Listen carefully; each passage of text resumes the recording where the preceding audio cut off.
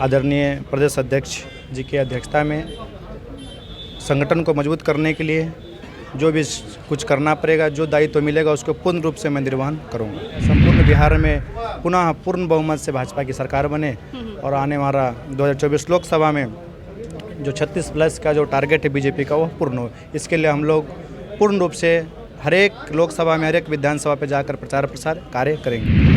मैंने आपको पहले ही बताया था कि इस देश का पहला सन्यासी राजा हुआ है स्वामी माधवारण्य स्वामी माधवाचार्य जी, जिसने केरला राज्य को बसाया। तो एक सन्यासी थे और 70 वर्ष के बाद उन्होंने सन्यास छोड़ने के बाद केरला को बसाया है।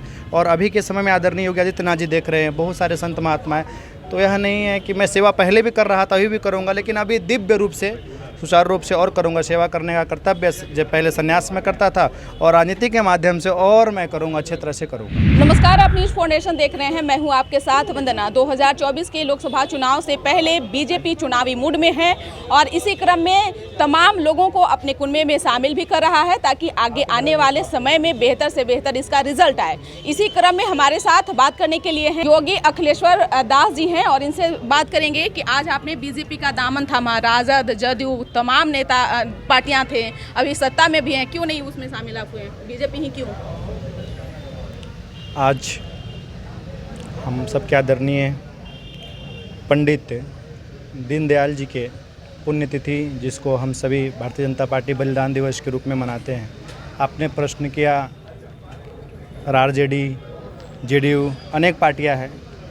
मैं एक सन्यासी हूं और संघ परिवार से आता हूं और बाल्यकाल से अखिल भारतीय विद्यार्थी परिषद से जुड़ा रहा, गुरुकुल का संस्कृति का विद्यार्थी रहा। तो जो भारतीय जनता पार्टी का जो सांस्कृतिक है, यह जो कहती है वह करती भी हो, जो कहता है वह करता भी है। और यह हमारे साधु संतों और भारतीय संस्कृति को, राष्ट्रवाद को साथ लेकर चलती है। इसलिए आज आधिकारिक रूप से मैं भारतीय जनता पार्टी का सदस्यता ग्रहण किया हूँ। आगे किस तरह से पार्टी को मजबूती प्रदान करें, क्योंकि कंधों पर जिम्मेवारी बढ़ गई? आदरणीय प्रदेश अध्यक्ष जी की अध्यक्षता में संगठन को मजबूत करने के लिए जो भी कुछ करना पड़ेगा, जो दायित्व मिलेगा उसको पूर्ण रूप से मैं निर्वहन करूंगा। यूपी में योगी आदित्यनाथ जी हैं और बिहार में आप भी योगी से भी, आपका भी जो है सरनेम शुरू होता है, तो क्या वो वही चीज़ बिहार में भी देखने के लिए मिलेगा? जो एक सन्यासी हूँ और तो ऐसे हमारे अखाड़ा का एक टाइटल रहता है, आदरणीय महाराज जी का तो बहुत अलग है। तो कोशिश है कि मैं अच्छे कार्य करूं जिसमें राष्ट्रवाद आया, संपूर्ण बिहार में पुनः पूर्ण बहुमत से भाजपा की सरकार बने और आने वाला 2024 लोकसभा में जो 36+ का जो टारगेट है बीजेपी का वो पूर्ण हो। इसके लिए हम लोग पूर्ण रूप से हर एक लोकसभा में, हर एक विधानसभा पे जाकर प्रचार प्रसार कार्य करेंगे। आगे आने वाले समय में चुनाव भी लड़ेंगे क्या लोकसभा का? ऐसा भी कुछ विचार नहीं है, भविष्य में सोचा जाएगा। लेकिन आप जब पार्टी ज्वाइन किए हैं तो कुछ तो सोचे ही होंगे। पार्टी ऐसा नहीं है कि चुनाव लड़ना है, ऐसा कुछ नहीं कि चुनाव लड़ने के लिए पार्टी ज्वाइन किया जाता है। संगठन है, सेवा भाव है, सेवा किया जाएगा। एक सवाल ये भी है कि जिस तरह से अभी हालात बिहार के बने हुए हैं, आप जानते ही हैं कि पहले बीजेपी सत्ता में थी, अब सत्ता से बेदखल हो गई है, तो ऐसे में आप बीजेपी का दामन थामे हैं, तो इस लड़ाई को कैसे लड़ेंगे आप? ऐसा कुछ लड़ाई नहीं है, सब जानते हैं नीतीश जी का सब कुछ बुरिया बिस्तर भी गायब है। वो सुशासन बाबू कुछ है, सुशासन रहा है, रोज़ दिन रात यहाँ पे लूटमार हो रहा है, रोज़ रात गुंडागर्दी हो रहा है। अभी 2 दिन पहले ही पटना में भी 3-4 लड़कियों का जो हत्या हुआ, अपहरण हुआ। यहाँ पे AK-47 और 56 के बल पे स्कूलों पे जाना पड़ रहा है।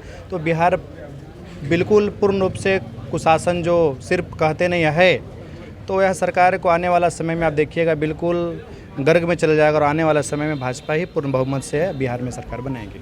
आप तो बहुत अच्छे काम भी कर रहे थे, आज जो आपका फील्ड था, जो आपका फील्ड वर्क था, लेकिन अखिलेश दास जी, आप राजनीति में ही क्यों आना चाहें? आप क्या कुछ तो सोचे होंगे ना, कुछ तो मनसा होगी आपका राजनीति में आने का? मैं एक सन्यासी हूँ, मेरा कार्य सेवा करना है। मैं संन्यास आश्रम में भी सेवा करता था, लेकिन उस सेवा को अब दिव्य रूप से, भव्य रूप से करने की आवश्यकता है। इसीलिए इसके पहले भी आपने प्रश्न किया था कि राजनीतिक में क्यों आए। मैंने आपको पहले ही बताया था कि इस देश का पहला सन्यासी राजा हुआ है स्वामी माधवारण्य स्वामी माधवाचार्य जी, जिसने केरला राज्य को बसाया। तो एक सन्यासी थे और 70 वर्ष के बाद उन्होंने संन्यास छोड़ने के बाद केरला को बसाया है। और अभी के समय में आदरणीय योगी आदित्यनाथ जी देख रहे हैं, बहुत सारे संत महात्मा हैं। तो यह नहीं है कि मैं सेवा पहले भी कर रहा था, अभी भी करूँगा, लेकिन अभी दिव्य रूप से सुचारू रूप से और करूँगा। सेवा करने का कर्तव्य जो पहले संन्यास में करता था और राजनीति के माध्यम से और मैं करूँगा, अच्छे तरह से करूँगा।